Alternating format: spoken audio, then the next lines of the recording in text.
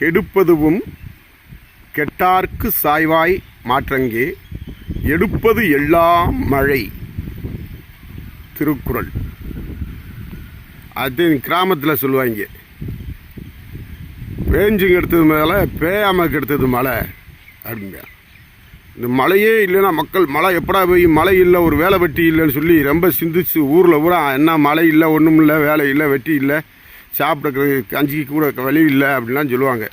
ஆனால் மழை பெஞ்சு ஊற்றுனா அந்த மழை எப்படி பேசுவாங்க தெரியுமா? சனியம் பிடிச்ச மழை, நொச்சு நொச்சு நொச்சுன்னு பேஞ்சிக்கிட்டே இருக்குது, பேஞ்சும் கெடுக்குது பேயாமல் கெடுக்குது அப்படின்னு சொல்லுவாங்க.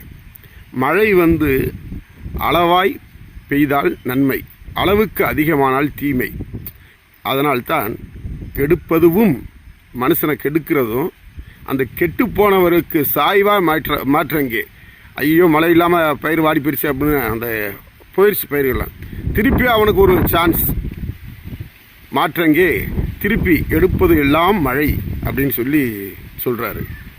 அதனால் மழையால் விவசாயம்தான் கெட்டு போனதாக வரலாறு இருந்தது. இன்றைக்கி காலக்கேடுகளில் மழை வெடிப்பு ஏற்பட்டு ஆயிரக்கணக்கான உயிர்களெல்லாம் மாண்டு கொண்டிருக்கிறது. இது மனிதனுடைய செயலால் தான் இவையெல்லாம் அப்படி நடக்கிறது என்று சொல்கிறார்கள். இயற்கை வளத்தை அழித்து பணம் சம்பாதித்து மனிதன் மண்ணிலே விவசாயம் செய்து உணவு தயாரித்து விற்றான். இப்பொழுது அந்த மண்ணவே விற்கிறான் அப்படிங்கிற ஆதங்கத்தில் இவையெல்லாம் நடக்கிறது என்று அறிவாளிகள் சொல்கிறார்கள். அது உண்மைதான் என்பதும் கூட ஒத்துக்கிற வேண்டிய ஒன்றாக இருக்கிறது. நன்றி, வணக்கம். உங்கள் முல்லை முருகன்.